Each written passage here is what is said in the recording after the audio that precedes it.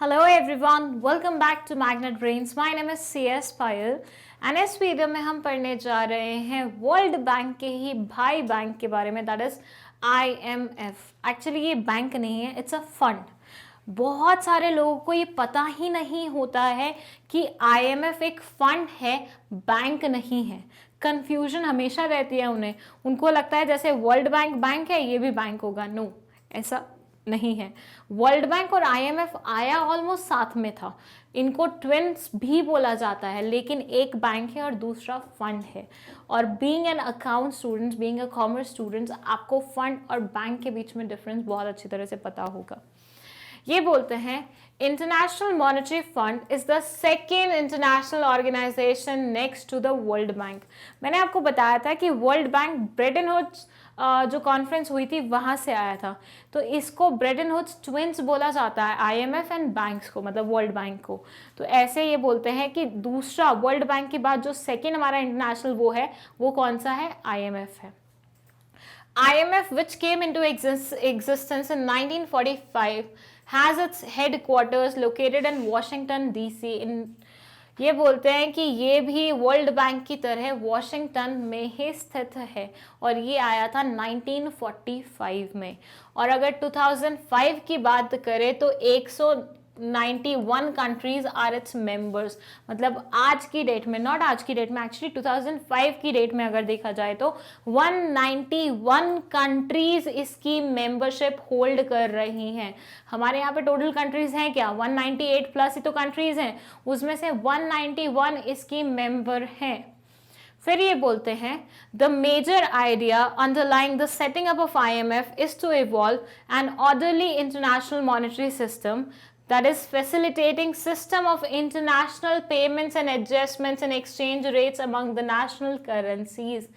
ये बोलते हैं जिस तरह वर्ल्ड बैंक रिकंस्ट्रक्शन और डेवलपमेंट का सपना लेके आया था, यहाँ पे IMF का सपना है कि वो जितने भी पेमेंट की, मतलब जो भी इंटरनेशनल पेमेंट्स, मतलब एक कंट्री जब दूसरी कंट्री के साथ डील कर रहा होता है उस टाइम पे जो भी पेमेंट्स प्रॉब्लम्स जाती हैं, जो भी balance of payment, balance of trade की प्रॉब्लम्स आती हैं, उनकी एडजस्टमेंट्स को सही करता है और कहीं ना कहीं स्टेबिलिटी लाता है। इसका रेफरेंस मैं दूंगी इकोनॉमिक्स से। 1991 के reforms I am pretty sure हर किसी ने पढ़े होते हैं। तो 1991 के रिफॉर्म्स हमें किसने सजेस्ट किए थे? हम गए थे IMF के पास, क्योंकि बैलेंस ऑफ पेमेंट की बहुत ज़्यादा इशू हमारे यहाँ पे था और हम IMF से पैसे मांगने गए थे ताकि हम उस इशू को करेक्ट कर पाए, और IMF ने वो कंडीशंस हमारे ऊपर अप्लाई की थी। तो वहीं से रेफरेंस ले लीजिए कि कभी भी कोई इकोनॉमी अगर बैलेंस ऑफ पेमेंट के चलते हुए कोई भी झटका खाती है तो IMF खड़ा होता है उसकी मदद के लिए, बट शर्ते आप IMF के मेंबर होने चाहिए। सो 191 कंट्रीज में इंडिया का भी नाम आता है। इंडिया इसकी एक मेंबर थी, तभी इसने इंडिया की हेल्प करी थी। अब हम यहाँ बात करते हैं उसके ऑब्जेक्टिव्स के बारे में कि IMF के मेन ऑब्जेक्टिव्स क्या थे, क्यों आया था IMF, क्या रीजन रहा था। To promote international monetary corporation through a permanent institution.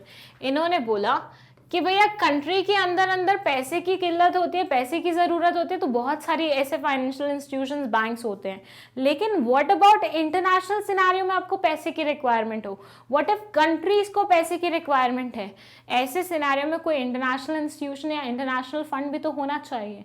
तो वो सोचते हुए हमने IMF को ला दिया था। To facilitate expansion of balanced growth of international trade and to contribute thereby to the promotion of the maintenance of high levels of employment and real income।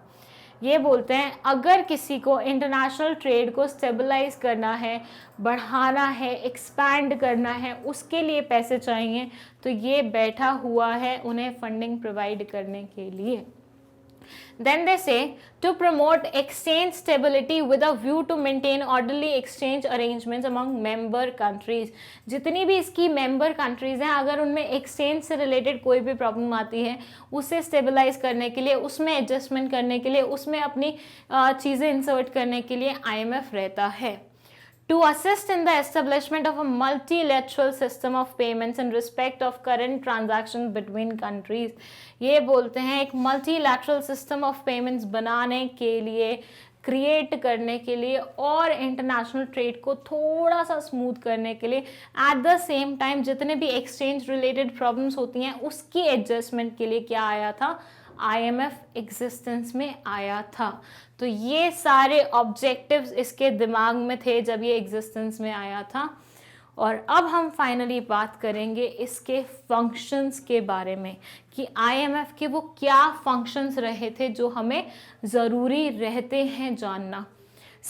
जब भी हम इंटरनेशनल बिजनेस के बारे में बात करेंगे, इन इंटरनेशनल ऑर्गेनाइजेशन के बारे में हमें बात करनी ही पड़ेगी, क्योंकि कहीं ना कहीं चीज़ें कनेक्टेड होती हैं। अब मान लीजिए इंटरनेशनली आपकी किसी के साथ लड़ाई हो जाती है, तो उस टाइम पे थोड़ी ना आप अपनी कंट्री के लोगों को बोलोगे कि हमें न्याय दिलवाइए, हमें जुडिशियल सिस्टम का वो करवाइए। नहीं, उस टाइम पे आपको WTO के पास जाना पड़ेगा, क्योंकि इंटरनेशनल सिनेरियो की बात है। तो वैसे ही इंटरनेशनल बिजनेस में IMF का बहुत ज़्यादा रेलेवेंस होता है। यहाँ हम पढ़ते हैं उसके फंक्शंस के बारे में।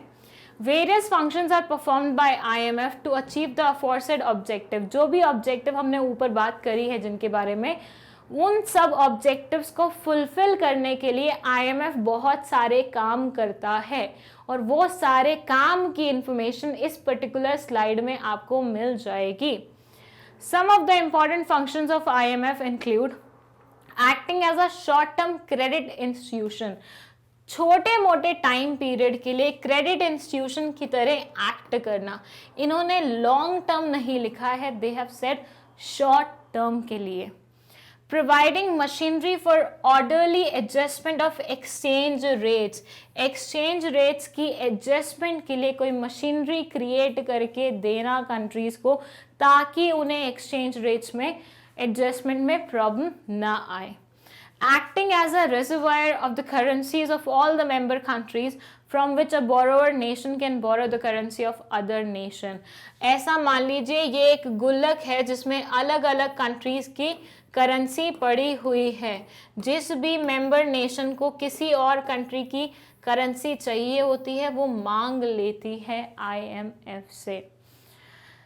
Determining the value of country's currency and altering it if needed so as to bring about the orderly adjustment of the exchange rates of the member countries। अगर 1991 के रिफॉर्म्स के बारे में बात करें तो IMF ने हमें ये भी सजेशन दिया था कि आप अपने रुपये की वैल्यू को ऑल्टर कर लीजिए, उससे काफ़ी सारी चीज़ें सेटल हो जाएंगी, और हमने उनकी बात मानी भी थी और हमने ऑल्ट्रेशन किया भी था। तो ये बोलता है बहुत बार ये आपको आपकी करेंसी में ऑल्ट्रेशन करने के बारे में भी बोलता है, आपकी करेंसी की वैल्यू के ऑल्ट्रेशन के बारे में भी बोलता है। फिर ये बोलते हैं determining the acting as a lending institution of foreign currency and current transactions. अगर आपको फॉरेन करेंसी की रिक्वायरमेंट है तो यहाँ से आप बोरो कर सकते हैं फॉरेन करेंसी। मतलब ये लेंडिंग इंस्टीट्यूशन की तरह भी काम करती है, ये आपको पैसे भी देती है एज लोन्स। और पैसे कैसे? दूसरी currencies. Providing machinery for international consultation. अगर कभी आपको लगता है कि कंसल्टेशन की रिक्वायरमेंट है तो वो मशीनरी भी प्रोवाइड करना कहीं ना कहीं IMF का काम होता है। तो IMF आपके बहुत सारे फंक्शंस करती हैं, क्योंकि इसके ऑब्जेक्टिव्स काफ़ी सारे थे। वो सारे ऑब्जेक्टिव्स जब वो फुलफिल करते हैं तो उसके फंक्शंस क्या हो जाते हैं? बढ़ जाते हैं। तो ये सारे फंक्शंस क्या करती है? IMF पूरे करती है। आई होप आपको IMF की कॉन्सेप्ट भी समझ में आए होंगे। IMF और वर्ल्ड बैंक काइंड ऑफ साथ में बने थे। I have told you people, इनको ट्विंस भी बोला जाता है। सेम मेंटालिटी के साथ बनाए गए थे, लेकिन पर्पस थोड़ा अलग रखा था। उसका रिकंस्ट्रक्शन और डेवलपमेंट का था, इसका कहीं ना कहीं एक्सचेंज रेट्स की एडजस्टमेंट का था। और 1991 में हमें हेल्प करने वाली वो बॉडी कौन सी थी? IMF थी। वो फंड कौन सा था? IMF था। बट इन्होंने ऐसे ही हमें हेल्प नहीं किया था, इन्होंने कुछ कंडीशंस हमारे ऊपर अप्लाई की थी, जो LPG हम इकोनॉमिक्स में पढ़ते हैं, लिबरलाइजेशन, ग्लोबलाइजेशन, प्राइवेटाइजेशन, वो सारी चीज़ें कहीं ना कहीं इन्होंने ही इंट्रोड्यूस करके हमें दी थी। आई होप आपको ये पूरा का पूरा लेक्चर समझ में आया होगा। अगर कोई भी डाउट है तो आप कमेंट सेक्शन में हमसे पूछ सकते हैं, और अगर आपको नोट्स चाहिए तो आप magnetbrains.com पे जाके नोट्स भी ले सकते हैं। दैट्स आवर ऑफिशियल वेबसाइट जिसका link is provided in the description box. Thank you so much for watching this video.